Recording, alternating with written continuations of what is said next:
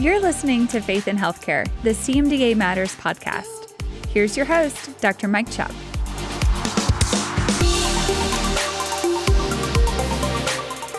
Welcome, friends, to Faith in Healthcare, where we continue to explore the issues that matter most to Christian healthcare professionals. So whether you're in healthcare, married or otherwise connected to someone who is, or you're just simply interested in how God is working through Christ followers in patient care and beyond, we're so glad that you're here. In this episode, I'm joined once again by Dr. Steve Willing. Steve is a radiologist with more than 40 years of experience and now serves at Children's of Alabama, specializing in pediatric neuroradiology. Alongside his medical work, he teaches apologetics at Regent University, is also part of the scholar community at Reasons to Believe, and he recently graduated as a Colson Fellow. He's also the author of a book that I had a nice discussion with him about last year called Superbia: The Perils of Pride, the Power of Humility. Today we're going to tackle one of the most complex and controversial issues in healthcare, especially in the West and in the U.S., what is described as a transgender identity through the lens of neuroscience. From brain imaging studies to neuroplasticity and the effects of puberty blockers, Steve brings clarity, humility, and evidence to a conversation that has left many healthcare professionals, including some who hold a Christian worldview, searching for real truth. Most importantly, Steve encourages us as Christ followers in medicine to approach this issue with courage and compassion, as well as conviction. So let's dive in.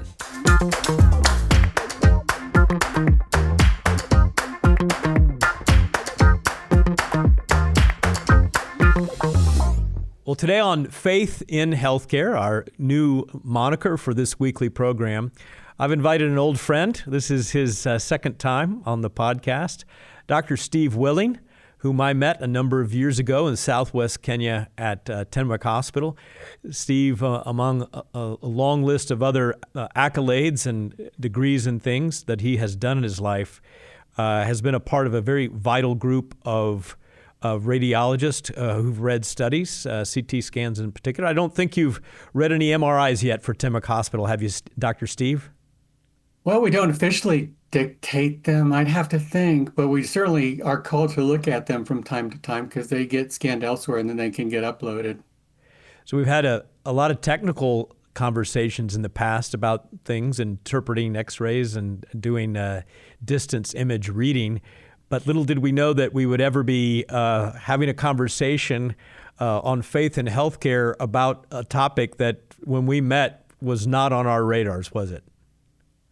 No, God always can surprise us. Well, Dr. Steve Willing received his medical degree from the Medical College of Georgia, followed by an internship in pediatrics, something that I had forgotten about, Steve, from the University of Virginia, residency in diagnostic radiology at the Medical College of Georgia, followed by a fellowship in neuroradiology at the University of Alabama at Birmingham, and went on to get his MBA as well. Very much involved in academic medicine, Steve. But more recently, having kind of pulled away from full-time neuroradiology, I've heard you interviewed in a couple of programs, and you said, what I care about most now is apologetics, and I believe you're a visiting fellow for Reasons to Believe, are you not? The technical term is visiting scholar. They have a large scholar community where the people who are like-minded evangelicals with a commitment to sort of an old earth interpretation of Genesis and defense, skepticism of evolution and defense of the creation model kind of team up. But there are a wide range of disciplines being represented, including a fair representation of physicians among that. And that's actually what got us started in there, because about 3 years ago, perhaps, the board of RTB suggested that the RTB community get more involved in sexual issues, and they decided, this transgender thing might be a good one to dig into because it was so timely. And so we were commissioned, a team of 4 physicians plus theologians and philosophers were commissioned to develop a white paper to research the literature and to come up with a position paper on how to approach the issue from a Christian and biblical and scientific standpoint. And that's what led to this whole thing.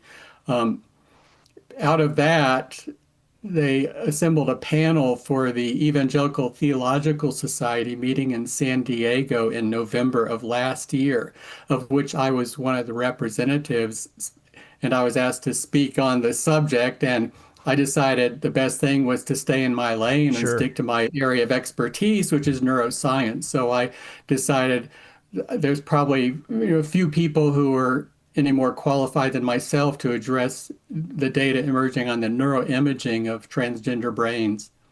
So you So wrote. that's how. So at the end of December, you wrote an article, Transgenderism Through the Lens of Neuroscience, and 2025 has been about you on various platforms explaining this whole issue of neuroscience and how it relates to addressing this issue, which has left so many of those with a biblical worldview and male and female as described in Genesis very frustrated, as well as those who are even not biblically, not from a biblical perspective, but very much evidence-based and not ideologically driven. But let's start with the basics here, because you do in your article and in your talks and interviews that you've done, you do start with basics, like what in the world is transgenderism? Yeah, I invoked that term transgenderism for the title of my talk, and pretty soon I found that some people actually object to anybody using the term because they said, well, they think that this just casts transgenderism as an ideology when they think it's a real medical condition. Well, the suffix ism can mean many things, okay? It can mean an ideology like Marxism or atheism, or it can mean personality traits like racism or altruism, or it can mean a condition or state, which is how I interpret it, like autism or hyperthyroidism. So for purposes of my talk, I'm just saying it's simply the state of being transgender. I'm trying not to make any representations as to whether there's merit to it or not. And it turns out that I'm not alone. To check myself, I searched for the word transgenderism on Google Scholar, and over 30,000 scientific citations appear that employ the term. So it's widely used. It's not an ideological taking sides kind of thing. And, Steve, most of us, I think, would look at the whole issue of transgenderism and the whole topic of gender identity and think you're either for it or you're against it, as they say. And you point out that you may be for it, but lots of different perspectives on it, with gender affirmation, and you may be gender critical, as you call it, and have different perspectives within that realm. So why don't you unpack that for our listeners? Yeah, for the purposes of my approach, I first tried to divide the camps into two sides. The one that I call gender affirming, and those who would support gender affirming care in some context, or gender critical, and I would say those who would probably be skeptical of gender affirming care in any context. But those are not homogeneous groups on either side. On the gender affirming side, you might have a camp that still thinks it might be a mental illness. That was the mainstream position up until 2013 when the DSM-5 was released, that recast it sort of as a normal variant in the absence of dysphoria. But that doesn't mean because they changed the DSM that everybody in the mental health community is on board. So there could be, and probably are, still some clinicians who still think it's a mental illness, but would support gender transitioning in certain circumstances. That's one group. The second would be the one that's wholesale on board with the changes in DSM-5, and therefore they think, say, a man identifying as a woman could be a perfectly normal variant of human biology and development, and in the absence of dysphoria, it does not represent a mental illness of any sort, simply the spectrum of normal human development. But there's still a third camp. They don't all agree. There's a third camp This would be more of the philosophers like Judith Butler and Michel Foucault. Judith Butler and this crowd were arguing decades ago that all gender differences were socially constructed. There's no biological basis to male-female differences. And therefore, the transgender is just the second verse of the same song. It's still, of course, it's all socially constructed, but hooray, let's celebrate it. Let's go on with the transitioning. So that's the affirming side. And then on the gender critical side, there might be different viewpoints. I mean, one, it's just a delusion, like somebody who thinks the earth is flat, somebody just believing something that's false. Second, again, there could be people pre-DSM-5. They still think it's a mental illness, but they would be skeptical towards any transitioning in any case. The third case situation would be it's just a social contagion. It's kids imitating other kids, and this kind of thing happens. And then maybe the fourth would be this expressive individualism that Carl Trueman wrote about. And in that case, it's a person kind of trying to define their own reality. Interestingly, that's really consistent with what Judith Butler would say. I mean, Carl Trueman would say, yes, this is socially constructed. The only difference between him and the Butler camp would be that those on this side would be very skeptical or critical of gender transitioning. So everybody doesn't agree. There are different ways of framing it, and therefore different ways, different hypotheses to be tested. Okay. Well, let's get to the core part of your expertise. Since we have a medical healthcare audience that's listening in or watching, having a pretty good understanding of what neuroscience is. So talk to us about neuroscience and this issue of transgender identity. Even using the term transgenderism, for me, our ethics committee at CMDA, which has been in existence for many, many years, came up with a wonderful statement that I've heard you refer to in other interviews. And did not even call it transgenderism, but transgender identification, to try to stay away from that word itself. But how does neuroscience help us with this whole topic, which has led to so much confusion, so much controversy, and so much tension within the healthcare community?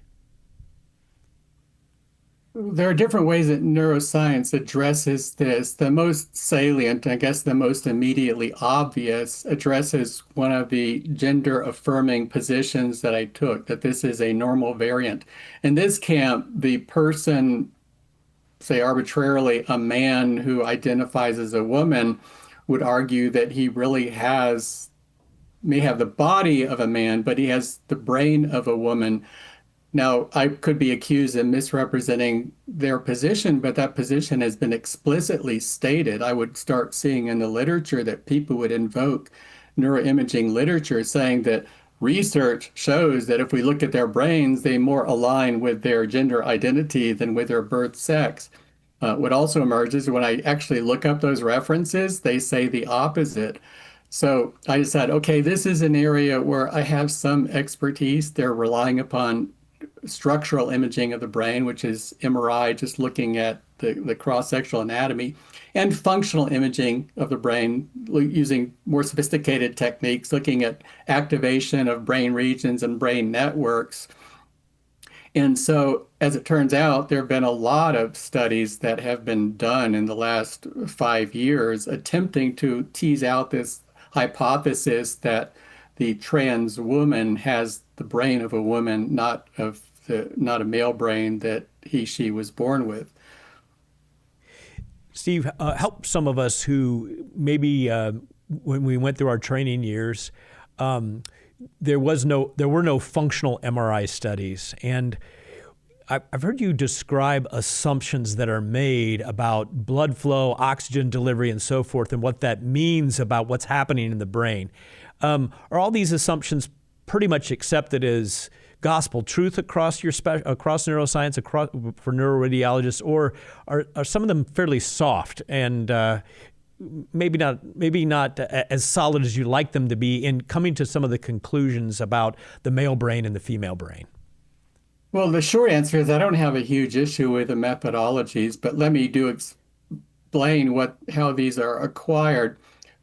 You can't put somebody in an MRI scan and directly look at activity within the brain. You're talking about transmission of electronic potentials along neurons and axons and trans synapses, and this cannot be directly imaged. What we have is an indirect measure. Usually it's using blood flow because hemoglobin has iron in it, which has magnetic properties. If you have more blood flow, you have more blood. You have different ways of assessing blood flow. So we have an indirect measure.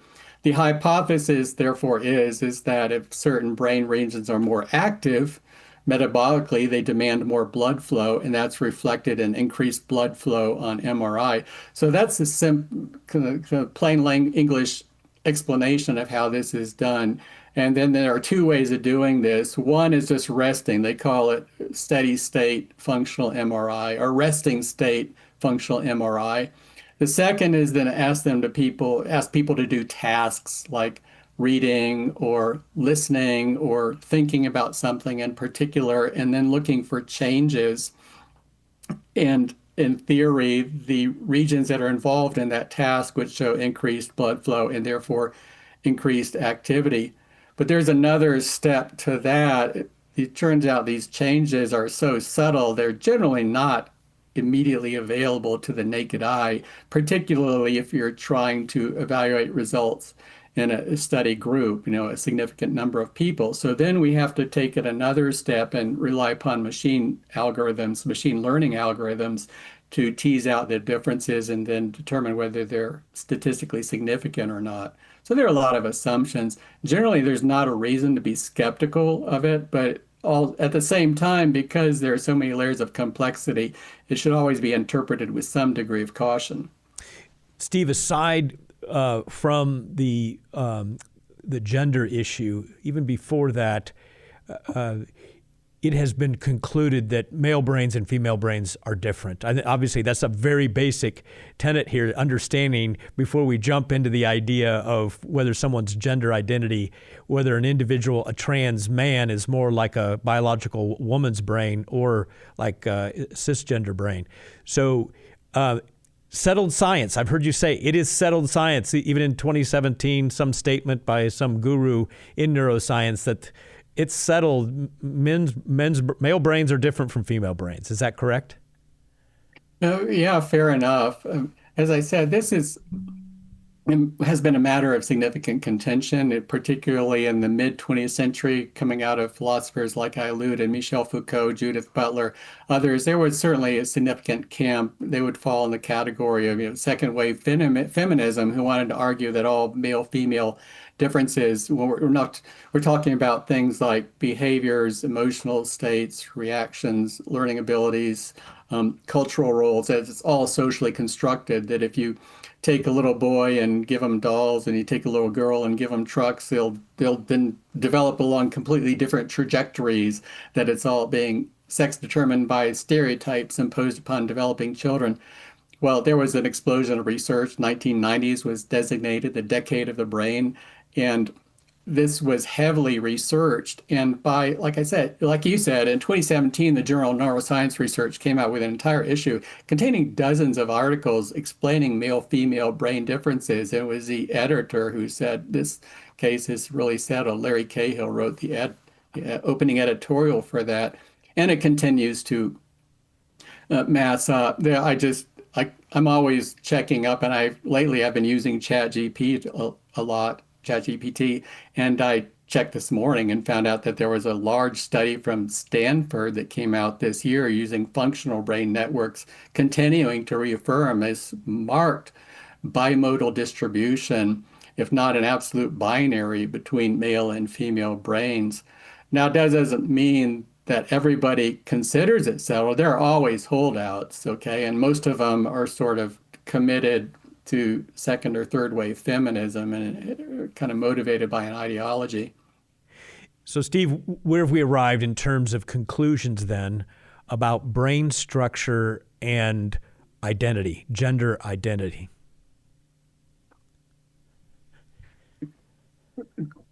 Well, okay, there are two issues there. First is the identity based on, biological sex. So if say a trans man, therefore born a woman, does he have a brain that corresponds to men, or does he have a brain that corresponds to females, which is how she was born? And we can actually test that. And then been a series of studies, and this is what I did in my paper.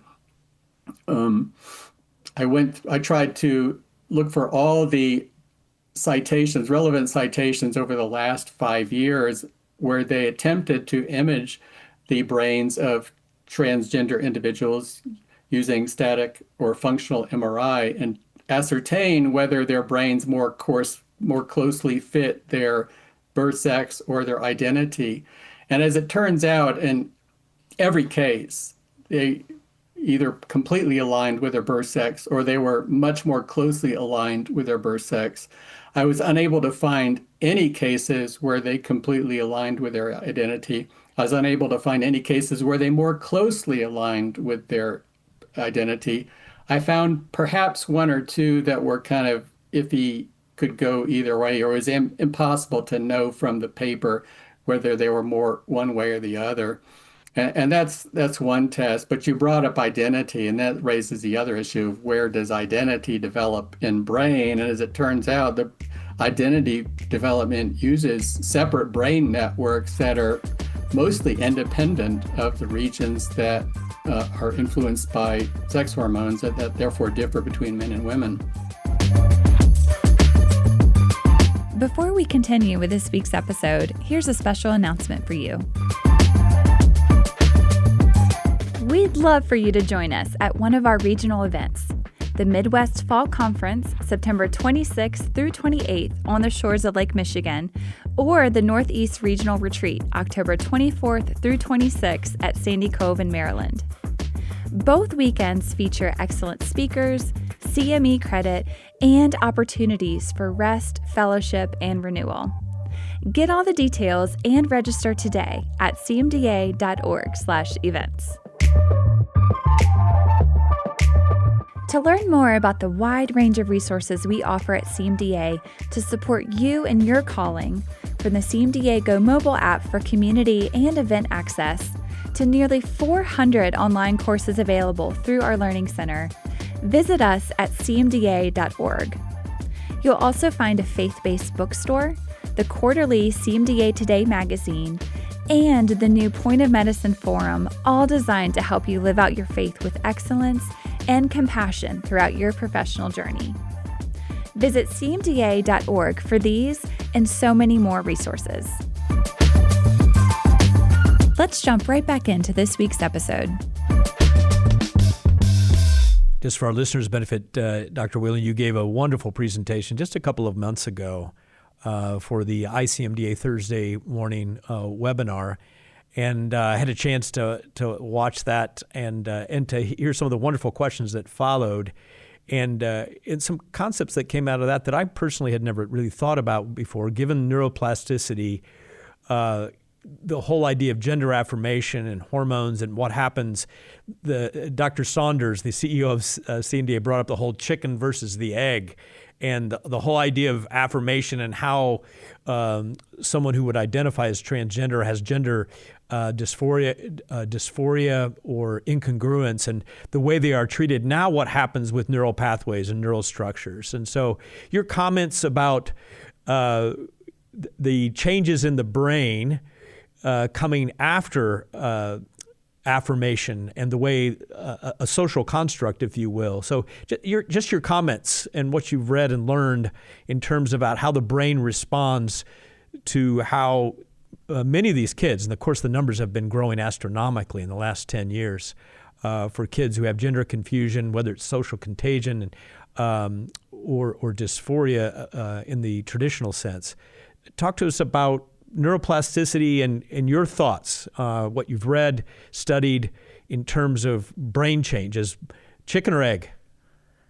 Well, I think John Locke talked about people being a blank slate, being born at birth, and an opposing view to that is that everything is deterministic and set at birth, and neither one of these really holds up. the idea of neuroplasticity refers to the fact that the brain is a very malleable organ. It's extremely adaptable, which can be a good thing and can be a bad thing, but the development is affected by its environment, um, chemical environment, hormonal environment, cultural environment, you name it. For example, the male-female differences, we know this is all very interesting and it could go on. If you look at some of the disorders of sexual development, say and congenital androgen resistance or congenital adrenal insufficiency in situations where because of metabolic disorder or genetic disorders, males are feminized or females are masculinized. This also shows up in the brain that the absence of androgens or estrogens acting upon the brain, their presence or absence affects the brain development. Another area where we see this, where they're showing this now, is there have been a number of studies now showing transgender people examining their brains after puberty blockers and after treatment with cross-sex hormones. And what they see as a result of the interventions, they're seeing the brains actually changed in the direction of their preferred gender and away from their birth sex. So we can manipulate that to a remarkable degree. So what concerns do you have, and should our listeners, should Christ followers in healthcare and those who are evidence-based care deeply about long-term flourishing, especially in kids, and you are continuing to serve as a pediatric neuroradiologist at Children's of Alabama, at least part-time, whether it's the Cass review alarming the world or other studies that have come about, what are the concerning things about affirmation, puberty blockers, cross-sex hormones in children and adolescents that have contributed to a screeching halt, whether it's UK or in Europe, nations that have been further ahead of us down this path of gender affirmative care?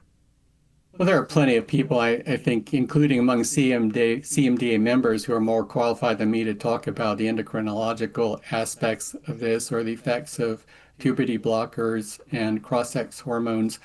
But for me, I think for most people in this area, the guiding aspect is this historic principle in medicine of primum non nocere, above all, do no harm.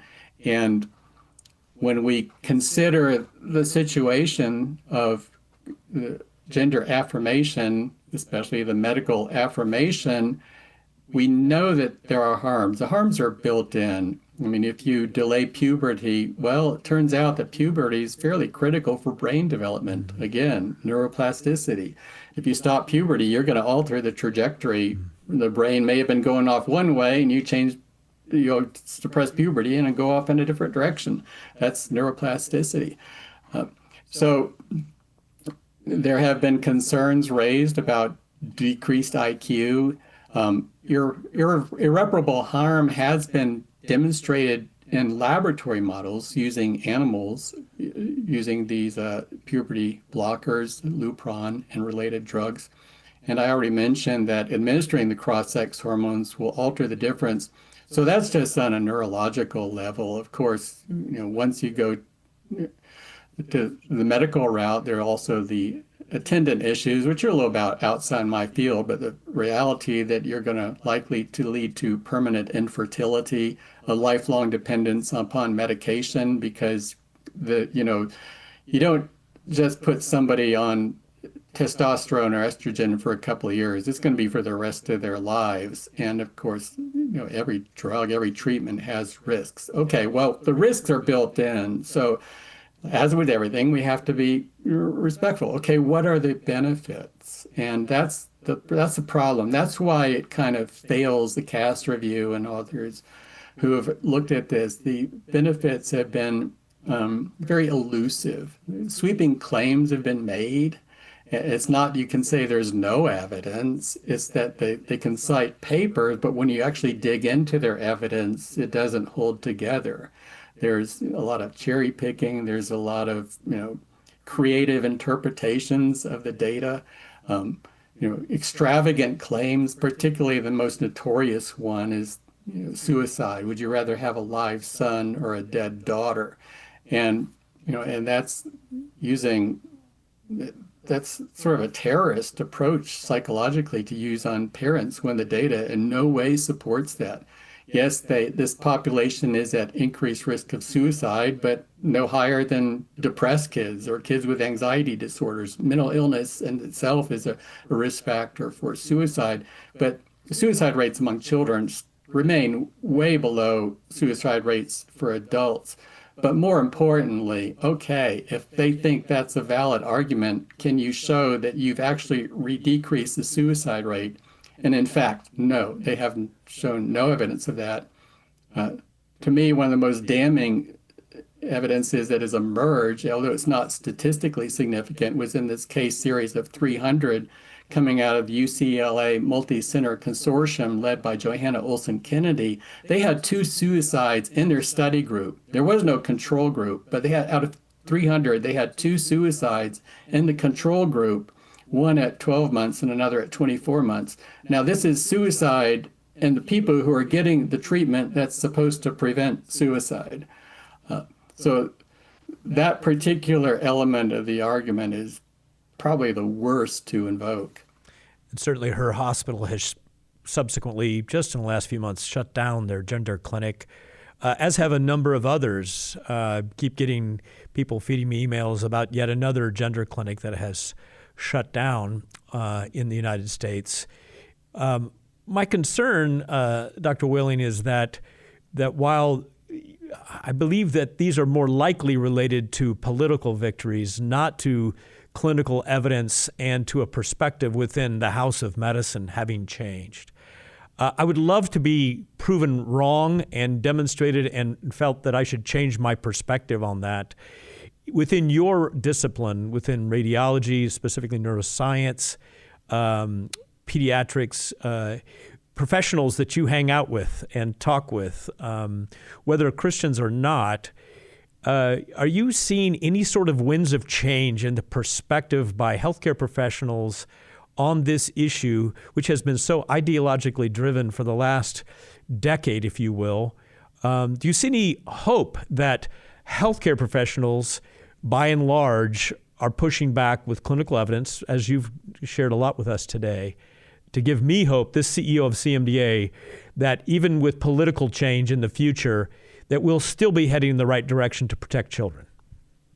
I'm afraid the pond I swim in is too slow to really address that on a community level. I mean, I'm in Alabama. It's a conservative state. I know it was going on. I don't think at Children's of Alabama. I think it was going on at UAB, just a couple blocks away.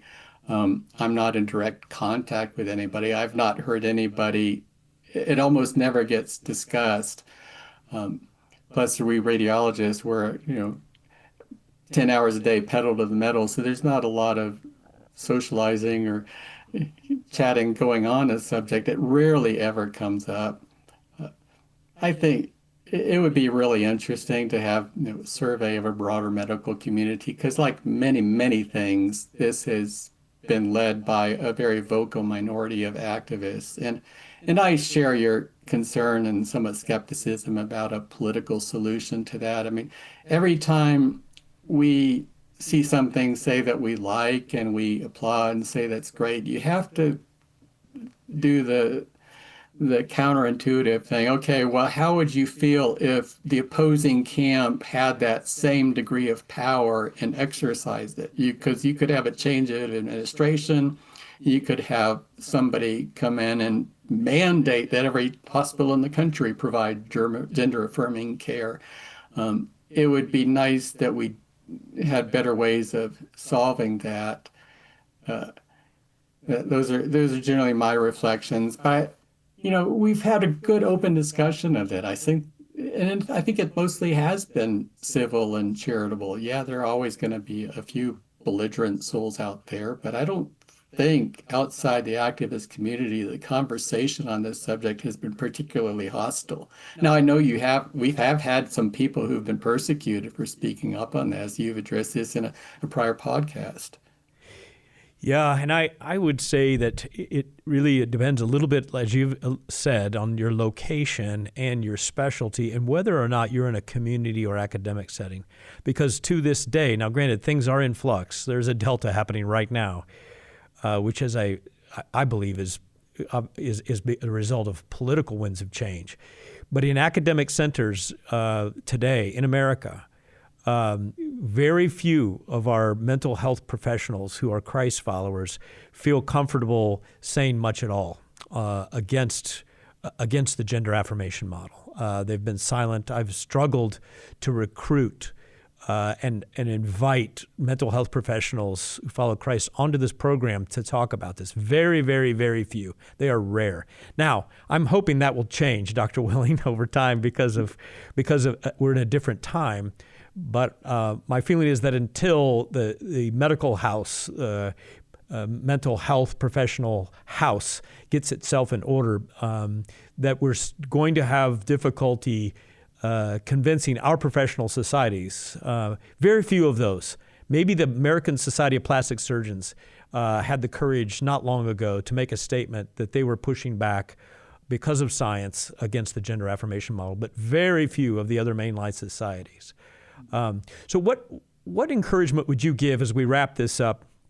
I don't think that you've experienced any fear or personal professional consequences from speaking on this topic, but for those who maybe are weighing the pros and cons of speaking up in their local fora, professionally in their community, what encouragement would you give to them working with other physicians at Reasons to Believe, doing apologetics? What would you share? What words of affirmation, encouragement to your brothers and sisters in Christ?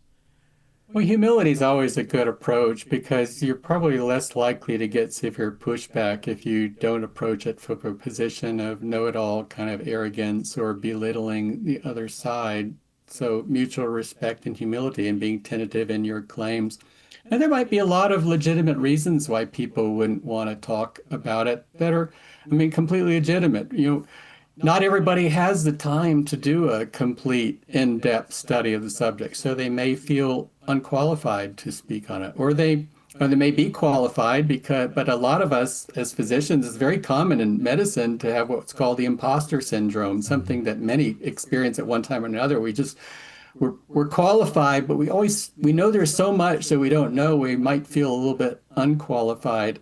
So when that's a real thing, which it is, well, who's going to be the most vocal? And the ones who lack humility, the ones who are most confident, they're going to be the loudest voices. Whereas, humility is actually a good thing, but we should be skeptical. You're taking me back to your first visit on my podcast. So for our listeners' benefit, if you didn't hear Dr. Willing the first time, he's written a book entitled Superbia, which is the Latin word for pride. And so Dr. Willing, in a 15-year project, was that 2-3 years ago, came out with Superbia. And what you're sharing with me are tenets based in that book. Those who probably know the least sometimes can be the most confident of what they think they know.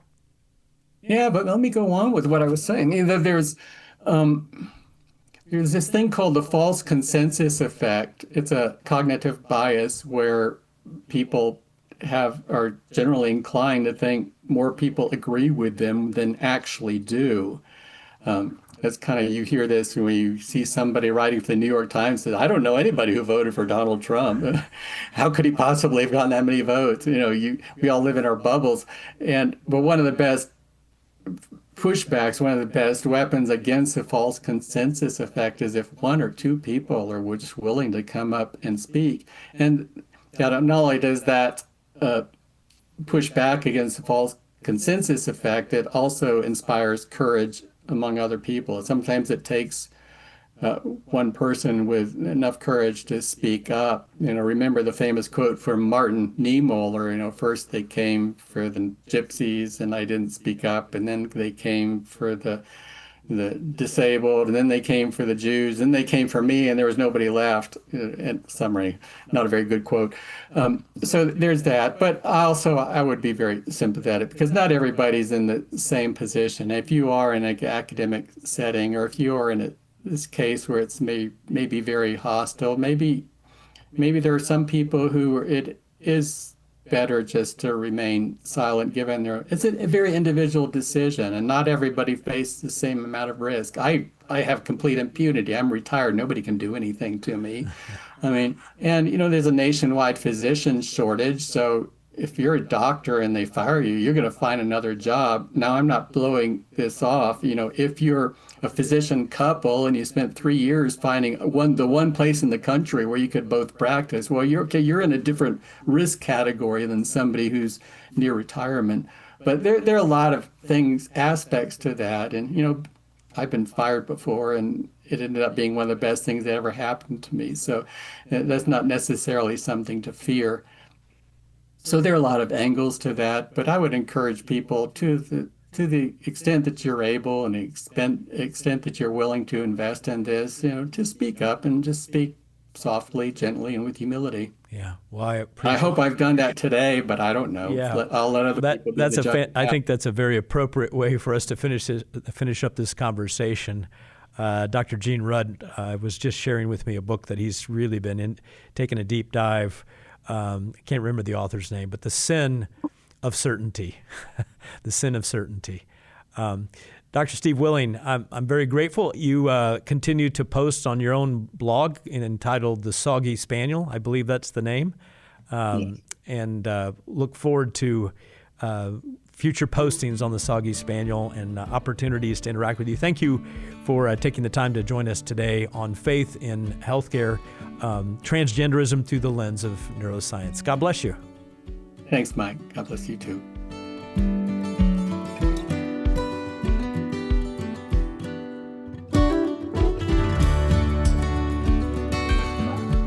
As we've just heard from Dr. Steve Willing, neuroscience has a lot to say about questions of gender identity, from brain imaging studies that continue to affirm male and female differences, to the sobering evidence of how puberty blockers and cross-sex hormones, they can alter brain development and carry lasting harm.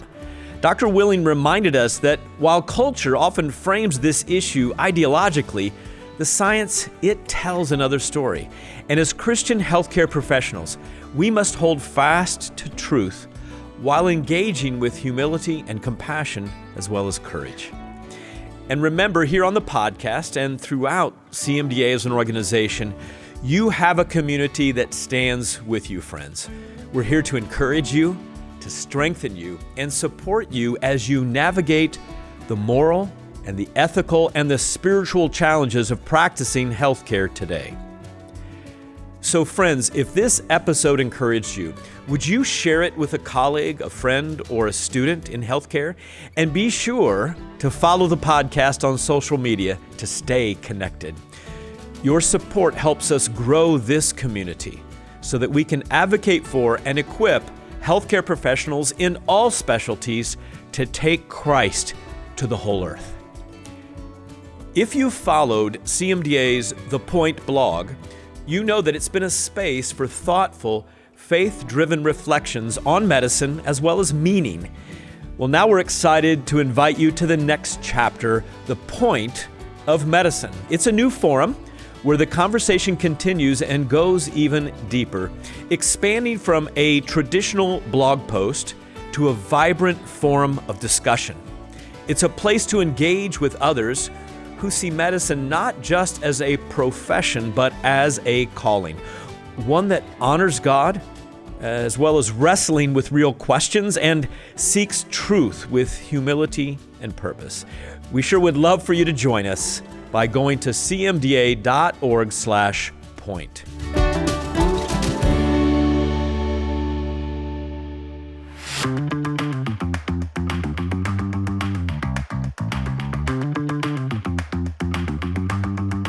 Next week, I'm going to be joined by CMDA's Vice President of Advocacy and Bioethics, Dr. Brick Lance, as we take a global look at one of today's most pressing advocacy issues, that of abortion. Our guest is going to be Professor Amy Adamczyk of John Jay College.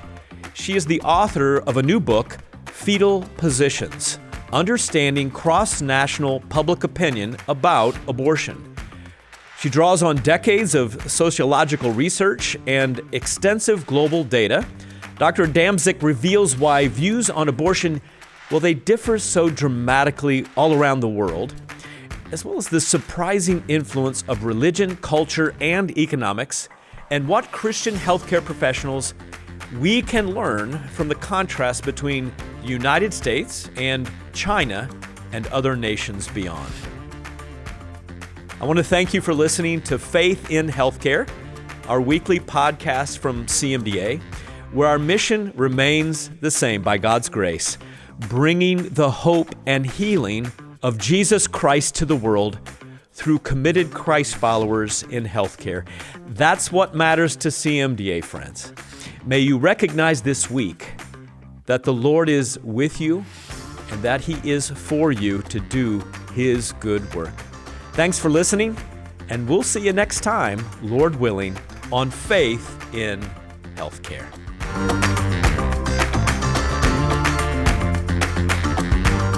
Thanks for listening to Faith in Healthcare, the CMDA Matters podcast. If you would like to suggest a future guest or share a comment with us, please email cmdamatters@cmda.org. And if you like the podcast, be sure to give us a 5-star rating and share it on your favorite social media platform. This podcast has been a production of Christian Medical and Dental Associations. The opinions expressed by guests on this podcast are not necessarily endorsed by Christian Medical and Dental Associations. CMDA is a nonpartisan organization that does not endorse political parties or candidates for public office. The views expressed on this podcast reflect judgments regarding principles and values held by CMDA and its members and are not intended to imply endorsement of any political party or candidate.